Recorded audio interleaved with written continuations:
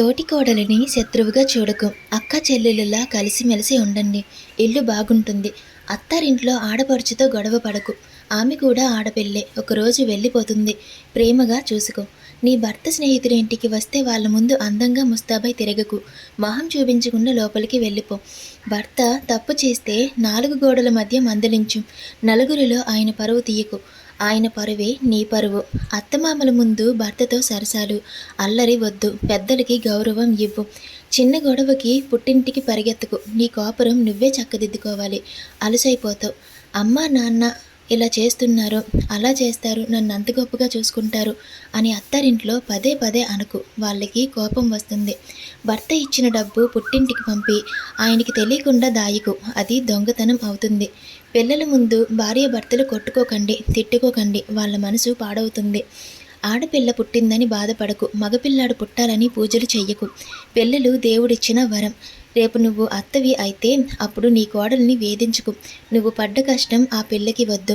భర్తతో ఏకాంతంగా మాట్లాడేటప్పుడు తప్ప ఇంట్లో అందరి ముందు ఒకరి మీద ఒకరు పడి నవ్వుకోవడం, గిల్లి కజ్జాలు వద్దు. భర్తకి టైంకి అన్నం పెట్టు. ఆయన ఆరోగ్యం చూసుకో. మగవాడి ప్రాణం ఆడదాని చేతిలో ఉంటుంది. అత్తమామలు ముసలివాళ్ళు అయ్యాక వాళ్ళకి సేవ చేయి. విసుక్కోకు. రేపు కూడా నీకు అదే గతి పడుతుంది. పెళ్ళి అయ్యాక నీ ఇంటి పేరు మారుతుంది. ఆ ఇంటి పరువు కాపాడడం నీ బాధ్యత. చెడ్డ పేరు తీసుకొని రావద్దు. నీ భర్తకి తాగుడు, జూదం లాంటి చెడు అలవాట్లు ఉంటే ఏడుస్తూ కూర్చోకు. ధైర్యంగా మార్చడానికి ప్రయత్నించు. నీ భర్త వద్దు అన్న పని చెయ్యకు. ఆయన వద్దు అంటే దాంట్లో ఏదో కీడు ఉందని అర్థం. ఇంట్లో నవ్వుతూ అందరినీ కలుపుకుపోయే ఆడది ఉంటే ఆ ఇల్లు స్వర్గంగా ఉంటుంది. ఏడుస్తూ ఉండే ఆడది ఉంటే ఆ ఇల్లు నరకంగా ఉంటుంది. భార్యాభర్తల మధ్య రహస్యాలు ఉండకూడదు. ఏదైనా షేర్ చేసుకోండి. అనుమానం పెంచుకోకండి. 100% పర్ఫెక్ట్ భర్త ఎవరికీ దొరకడు. కొన్ని సర్దుకుపోవాలి, కొన్ని మార్చుకోవాలి. అదే కాపురం అవుతుంది. ఉన్నంతలో లేనివాడికి పిడికిడి పెట్టు. దానం చేసే చేతికి ఎప్పుడు లోటు ఉండదు. చిన్న లాభం కోసం అబద్ధం చెప్పకు. ఒక అబద్ధం 100 అబద్ధాలకి దారితీస్తుంది. సంపాదించిన డబ్బు అందరికీ అప్పులుగా ఇవ్వకు. తిరిగి రాదు. స్నేహం చెడుతుంది. 10 రూపాయలు సంపాదిస్తే 2 రూపాయలైనా దాచుకో. కష్టకాలంలో ఆదుకుంటుంది. పక్క వాళ్ళ సొమ్ము, పక్క వాళ్ళ భర్త మీద ఆశపడకు. ఉన్న దాంట్లో తృప్తిగా ఉండు. ఇతరుల గురించి చెడుగా మాట్లాడకు. చాడీలు చెప్పకు. నీ నోటితో నువ్వే పాపం మూటగట్టుకుంటావు. గుణవంతులతో, దేవుడు భక్తి ఉన్న వాళ్ళతో స్నేహం చెయ్యు.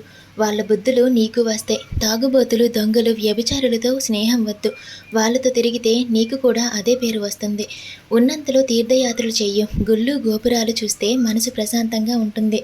ఆవుకి పిడికెడి గడ్డి వెయ్యు. కుక్కకి ఒక ముద్ద అన్నం పెట్టు. మూగజీవులని హింసించొద్దు.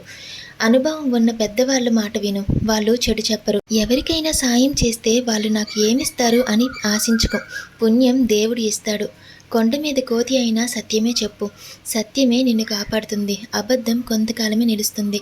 కోపంగా ఉన్నప్పుడు, బాధలో ఉన్నప్పుడు ఏ నిర్ణయం తీసుకోకు. శాంతించాక ఆలోచించు.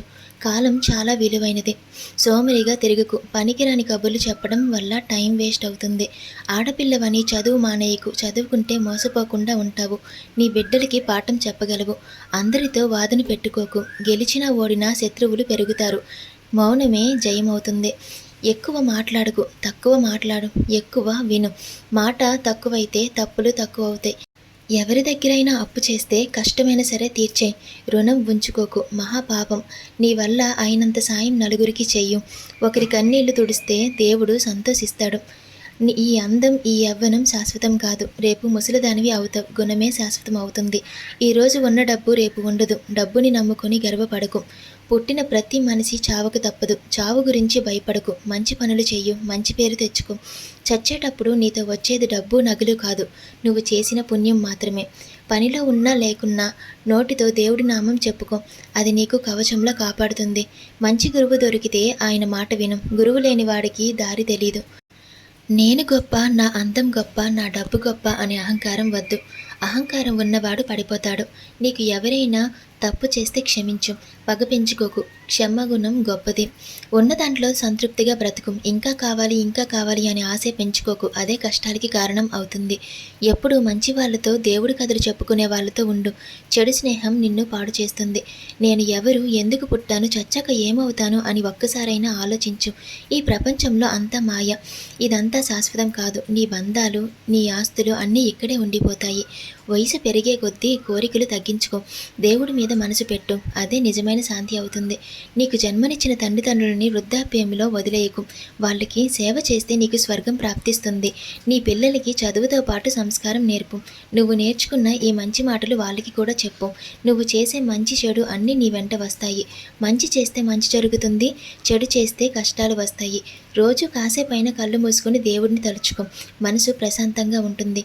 ఇతరుల తప్పులు ఎంచుకో. వాళ్ళ గురించి చెడుగా మాట్లాడుకో. నీ తప్పులు నువ్వు సరిచేసుకో ముందు. చివరికి కష్టం వస్తే ఎవరూ లేరని ఏడవకు. దేవుడా నువ్వే దిక్కు అని శరణు వేడు. ఆయన ఖచ్చితంగా కాపాడుతాడు. నేను చెప్పిన ఈ మాటలు గుండెల్లో పెట్టుకో. నువ్వు ఎక్కడున్నా ఎలా ఉన్నా ధర్మంగా గౌరవంగా బ్రతుకు. ఇదే నాకు నువ్వు ఇచ్చే పెద్ద గౌరవం. నీకు ఎప్పుడూ మంచే జరగాలనేదే ఈ అమ్మ దీవెన. జాగ్రత్త.